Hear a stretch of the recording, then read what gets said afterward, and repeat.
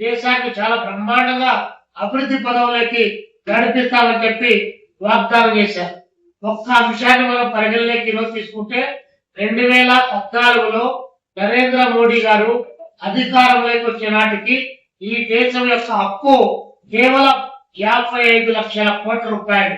ఈ రోజు నరేంద్ర మోడీ గారి ఈ 12 సంవత్సరాల కాలంలో నరేంద్ర మోడీ గారు చేసినటువంటి అప్పు దాదాపు 210 లక్షల కోట్ల రూపాయలకు ఈ దేశాన్ని అప్పులుగా మార్చినటువంటి పరిస్థితి మన కళ్ళ ముందు కనిపిస్తా ఉంది.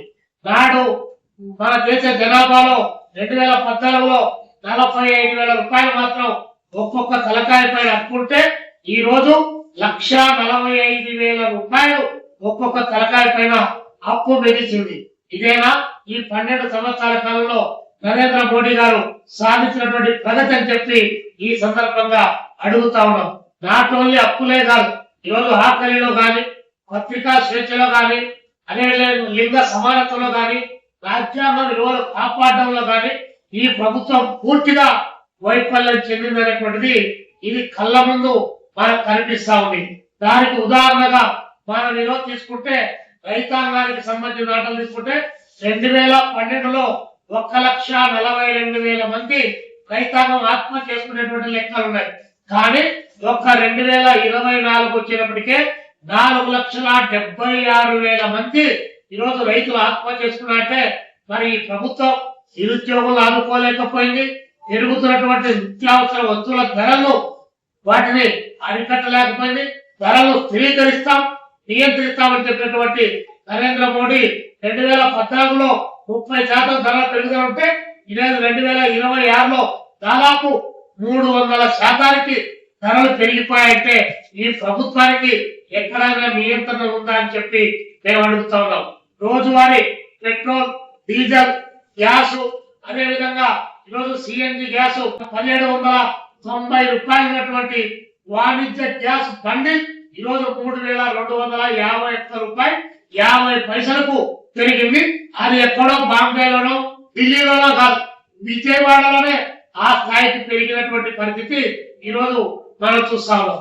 ఈ గ్యాస్ ధర పెరగడం ద్వారా చిన్న చిన్న వ్యాపారస్తులు, వడ్డీ కొట్లు పెట్టుకునే వాళ్ళు లేదా స్ట్రీట్ వెండర్స్ తీవ్రమైనటువంటి ఆర్థిక పరమైన ఇబ్బందులు ఎదుర్కొంటా ఉన్నారు.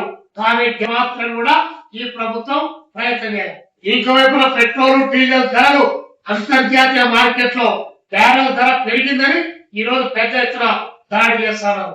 ఇంకోవైపున నిపుణులు చెప్తా ఉన్నారు, కేంద్ర ప్రభుత్వం, రాష్ట్ర ప్రభుత్వం, అదేవిధంగా పెట్రోలియం శాఖకు సంబంధించిన వాళ్ళు వారు వేసేటువంటి ట్యాక్స్ ను తగ్గిస్తే కేవలం 55 రూపాయలకు ఈరోజు పెట్రోల్ లీటర్ ఇవ్వచ్చు అని చెప్పేసి ఒకవైపు అంచనేస్తారు. మన రాష్ట్రమే తీసుకోండి, చంద్రబాబు నాయుడు గారు, లోకేష్ బాబు గారు ఏం చెప్పారు?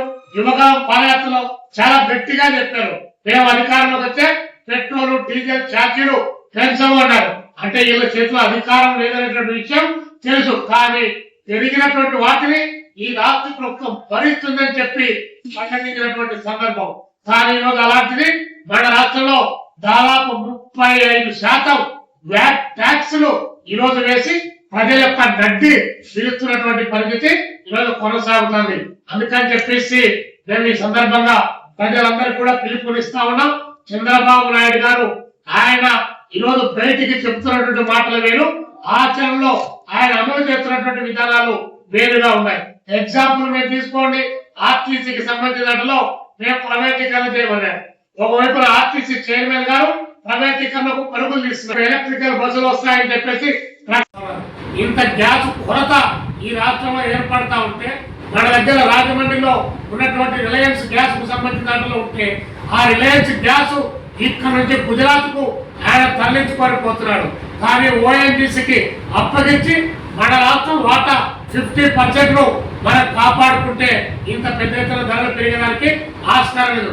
పైగా రిలయన్స్ పైన 25,000 కోట్ల రూపాయలు అంటే అక్రమాలకు పాల్పడ్డారని చెప్పి 25,000 కోట్ల రూపాయలు పన్నేశారు.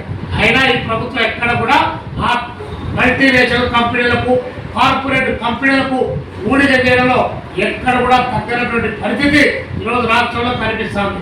ఈ నేపథ్యంలో 1వ తారీఖు నుంచి 7వ తారీఖు వరకు దీనిపైన పెద్ద ఎత్తున ప్రచార క్యాంపెయిన్ చేయమని చెప్పేసి, అదేవిధంగా 9వ తారీఖు రాస్తారోపణలో పెద్ద ఎత్తున పాల్గొని కేంద్ర రాష్ట్ర ప్రభుత్వాల యొక్క ప్రజా వ్యతిరేక విధానాలపైన పోరాటానికి సిద్ధంగా చెప్పి పిలుపునిస్తాం.